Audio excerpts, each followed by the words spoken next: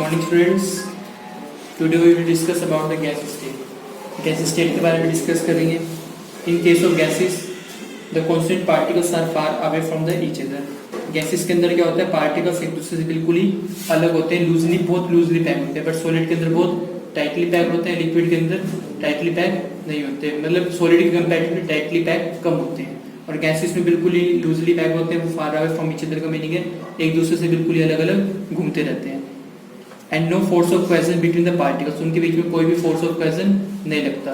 Solid में ज्यादा लगता है क्योंकि सॉलिड में फोर्स ऑफ अट्रैक्शन, क्योंकि सॉलिड पार्टिकल्स टाइटली पैक होते हैं तो फोर्स ऑफ अट्रैक्शन ज्यादा होता है. इसमें liquid state particles loosely pack होते हैं, इसलिए फोर्स ऑफ अट्रैक्शन कम होता है. गैस स्टेट में बिल्कुल ही अलग अलग होते हैं, इसलिए फोर्स ऑफ अट्रैक्शन बिल्कुल ही क्या होता है, कम होता है. इसलिए ना के बराबर होता है, निग्लिजिबल होता है. The constant particles have high degree of freedom. अभी बताया कि बिल्कुल ही अलग अलग होते हैं. हाई डिग्री ऑफ फ्रीडम का मीनिंग एक प्लेस से दूसरे प्लेस तक इजिली मूव कर सकते हैं, कहीं भी मूव कर सकते हैं. They are randomly in all direction with high velocity. वो हाई वेलोसिटी से कहीं भी इधर उधर मूव कर सकते हैं. जैसे एक छोटा सा एग्जांपल आपको दे रहे गैस का.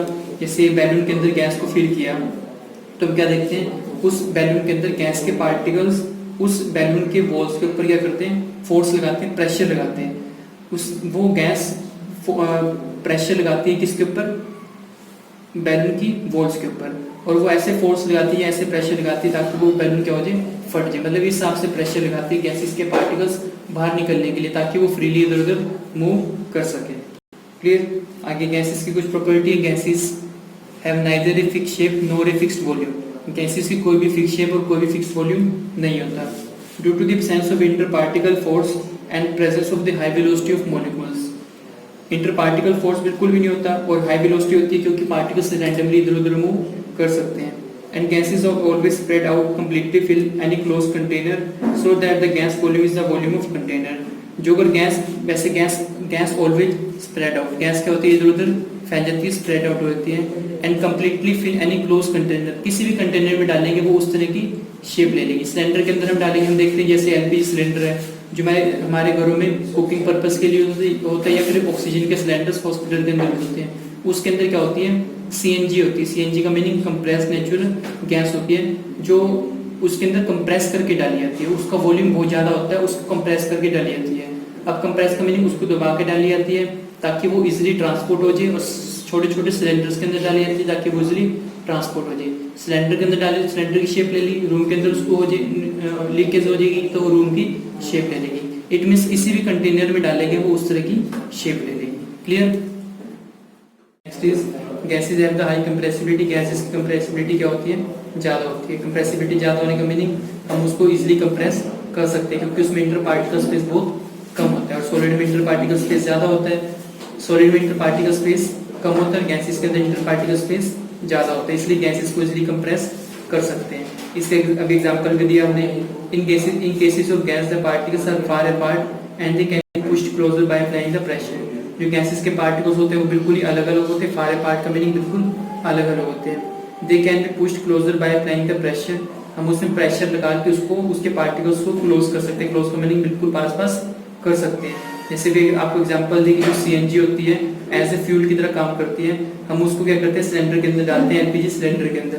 और एलपीजी सिलेंडर के अंदर ऐसे डालते हैं कि उसको कंप्रेस करके, मतलब बहुत सारी गैस को कंप्रेस करके डालते हैं.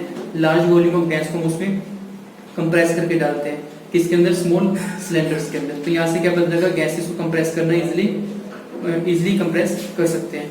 एंड द ट्रांसपोर्ट इजिली, उसको ट्रांसपोर्ट करना भी क्या हो जाएगा, फिर इजिली हो जाएगा. अब हमें गैस को ट्रांसपोर्ट करने की सारी गैस को कैसे ट्रांसपोर्ट करेंगे, तो हम क्या करेंगे, गैस को कंप्रेस करके सिलेंडर के अंदर डाल देंगे जिससे वो आगे इजिली क्या हो जाएगी, ट्रांसपोर्ट हो जाएगी. क्लियर. नेक्स्ट है gases have the low density. Gases की डेंसिटी क्या होती है, कम होती है. Due to the inter particle space in gases are very large. जो अगर इंटर पार्टिकल स्पेस ज्यादा होगा तो डेंसिटी क्या होगी, कम होगी. इंटर पार्टिकल स्पेस कम होगा तो गैसेस डेंसिटी क्या होगी, बहुत ज्यादा होगी. जैसे सॉलिड में इंटर पार्टिकल स्पेस क्या था, बहुत ज्यादा था, बहुत कम था, इसलिए उसकी डेंसिटी क्या थी, बहुत ज्यादा थी. The density of the gases state of matter is low as compared to the liquid and solid state. जो गैसेस स्टेट की डेंसिटी होती है वो as compared to solid and liquid comparatively क्या होती है, कम होती है. मतलब गैसेस की डेंसिटी कम होती है, सॉलिड लिक्विड की डेंसिटी ज्यादा होती है.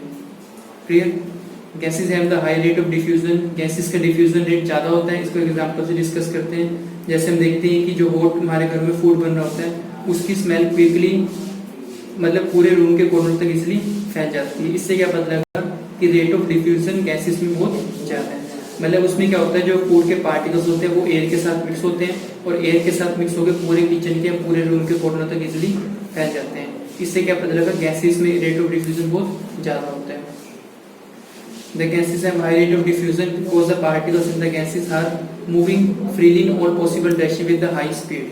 किसकी हाई स्पीड? पार्टिकल्स की हाई स्पीड के साथ वो पार्टिकल्स की हाई स्पीड के साथ वो हर एक पॉसिबल डायरेक्शन में क्या कर सकेंगे, मूव कर सकेंगे। अभी आपको एग्जांपल दिया कि जो फूड के पार्टिकल्स होंगे एयर के साथ मिक्स होंगे, एयर के साथ मिक्स होकर वो इजिली इधर उधर फैल जाएंगे। The gases flow easily, gases easily flow कर सकती है क्योंकि सॉलिड में फोर्स ऑफ अट्रैक्शन ज़्यादा होता है, गैसेस के अंदर फोर्स ऑफ अट्रैक्शन बहुत कम होता है। Due to the absence of cohesive force between the particles in the गैसीय स्टेट, गैसीय स्टेट के पार्टिकल्स के बीच जो कोहेसिव फोर्स होता है वो बिल्कुल ही कम होता है। इसलिए जो गैसेस के पार्टिकल्स होते हैं वो हाई स्पीड से इधर उधर मूव कर सकते हैं। क्लियर? क्या लिखा हुआ है कि कोहेसिव फोर्सेस के अंदर बहुत कम होता है, इसलिए जो गैसेस के पार्टिकल्स होते हैं वो हाई स्पीड से इधर उधर मूव कर सकते हैं। क्लियर? आगे example of diffusion in gases का, कि जो गैसेस डिफ्यूज होती है वो कैसे डिफ्यूज होती है उसका हम एग्जांपल डिस्कस करेंगे अभी। The next is example of diffusion in the gases. अभी आपको एग्जांपल बताया था डिफ्यूजन इन गैसेस का, और एग्जांपल्स देखिए क्या लिखा हुआ है। The smell of perfume is mixed with the particles of air. ये सबने देखा ही होगा, जो परफ्यूम होता है उसके पार्टिकल्स एयर के अंदर मिक्स होते हैं और एयर के अंदर स्प्रेड होकर वो रूम के हर एक कॉर्नर तक फैल जाते हैं। The smell of perfume is mixed with the particles of air and reaches in second in very much distance. काफ़ी इजिली डिस्टेंस तक वो इजिली स्प्रेड होते हैं, काफ़ी इजिली डिस्टेंस तक वो इजिली पहुँच जाते हैं। सेकेंड है the smell of hot seasoning food reaches more quickly several meter. जो गर्म फूड होता है उसकी जो स्मेल होती है वो इजिली हर एक कॉर्नर तक पहुंच जाती है, because the rate of diffusion is faster at higher temperature than the lower temperature. इससे एक पॉइंट और पता लगा कि जो डिफ्यूजन का प्रोसेस होता है वो हाई टेम्परेचर पे ज़्यादा होता है as compare to low temperature. मतलब हमने देखा होगा जी हॉट्स, मैंने यहाँ बात करी हॉट सीजनिंग फूड की, आपने घरों में भी देखा होगा कि जो गर्म फूड होता है उसी की स्मेल पहुँचती है, कभी भी ठंडे फूड की स्मेल नहीं पहुँचती। इससे क्या पता चलेगा टेम्परेचर के बढ़ने पे रेट ऑफ डिफ्यूजन गैसेस में क्या होता है, ज़्यादा होता है।